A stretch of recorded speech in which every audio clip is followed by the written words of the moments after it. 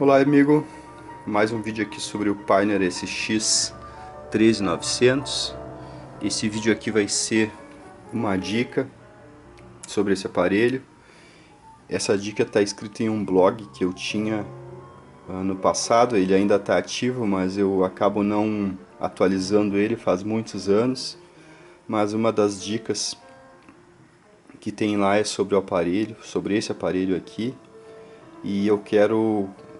Então, com o tempo, eu quero transcrever aquelas dicas que estava lá aqui para o canal do YouTube, transformar em videolog, em vez de texto, porque texto parece que as pessoas não leem mais.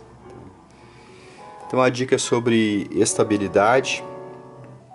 Esse aparelho aqui é um excelente aparelho, um amplificador fantástico, com tecnologia non-switching, tecnologia que não deixa que os transistores de saída despolarizem nunca. Então é como se fosse um amplificador classe A, mas o consumo é de classe AB.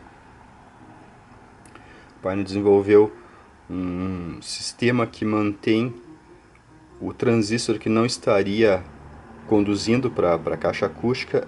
Ela fez um esquema, um processo que ele conduz contra o transistor que está colocando o sinal na caixa acústica. Então sempre mantém um resíduo de corrente. Eles ficam alternando, né?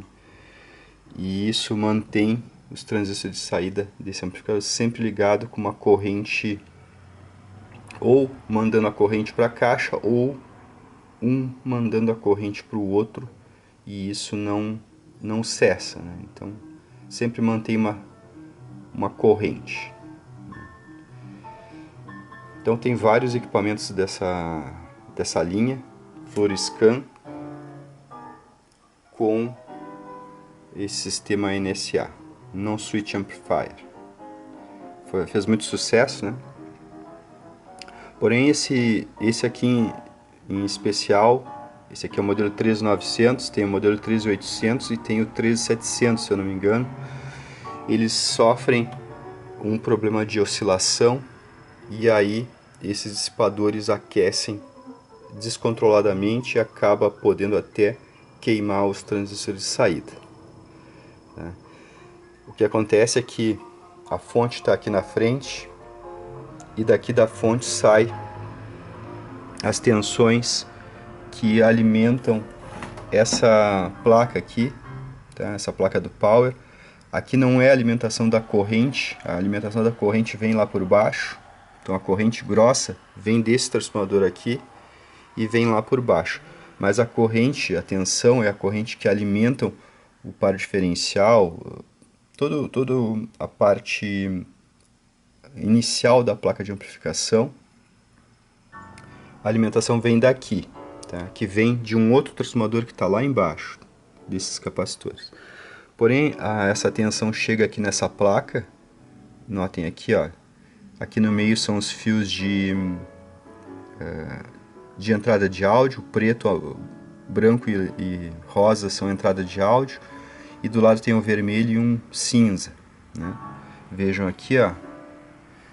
Então, essa tensão chega nessa placa e não tem nenhum capacitor de estabilização. E a gente sabe que sempre que a gente passa a tensão de uma placa para outra, a gente tem que colocar capacitores na entrada para evitar oscilações. Então era isso que faltava, tá? Eu coloquei aqui 330 nanofarads, já é o suficiente para estabilizar essa tensão que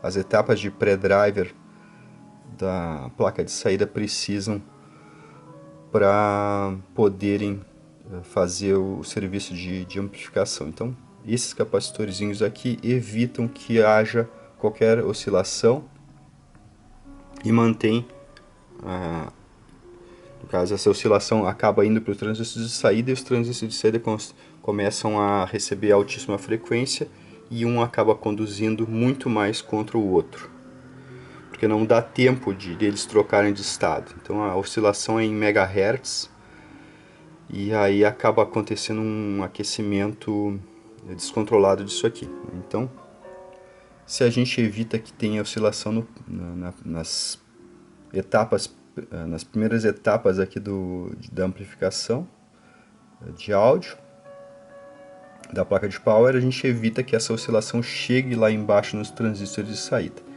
Então, colocando isso aqui, o aparelho se torna outro aparelho. Até a sintonia de rádio acaba ficando melhor. Tá? Então, até o rádio, porque essa oscilação em megahertz que acontece aqui acaba se alastrando por tudo e deixa o aparelho instável, né? Então foi um erro da Pioneer não ter colocado capacitores de estabilização quando ela passa a tensão dessa placa aqui para essa aqui. Tá? Então, um detalhezinho: alguns aparelhos não entraram em oscilação ainda, mas por algum motivo, alguma coisa pode despertar a oscilação. Então eu recomendo que quem tenha esse aparelho aqui, ou o 13800 ou o 13700, que adote essa técnica aqui de colocar esses capacitores para estabilizar essa tensão aqui, ó. Aqui é o menos, aqui no vermelho é o mais e aqui no meio é o 0 volts, o TER. Então aqui é menos B, mais B. Então colocar um terminal do capacitor vai soldado aqui, outro aqui e outro aqui, tá? Então olhem aqui atrás, ó, como é que tá. Bem simplesinho, não precisa nem tirar a placa do lugar, só soldar aí em cima, né? Faça por sua conta e risco. Isso vai evitar que o amplificador entre em oscilação e queime os transistores de saída. É muito comum ver esses aparelhos com os transistores queimados, tá? Os transistores que tem lá embaixo não existem mais, mas a gente pode colocar esse tipo aqui, tá? MT200, que o amplificador vai ficar ótimo novamente. Esses transistores aqui ainda estão em produção, mas é muito difícil achar verdadeiro. A gente tem que pesar eles têm que ter 18,5 gramas para serem verdadeiros, tá? Então, colocando transistores verdadeiros aí, o amplificador permanece, digamos que fantástico, né? Não vai ter perda em relação aos transistores originais, porque a limitação de velocidade desse amplificador aqui está de maneira que outros transistores consigam trabalhar bem nele, né? Ele não é um amplificador de extrema velocidade, então a gente pode colocar tranquilamente esses transistores da Sanken que vai ficar ok, tá? Então eu creio que era isso, né, sobre essa dica da oscilação no Pioneer 13900. Claro que também a gente precisa vir aqui nessa placa de baixo, ó.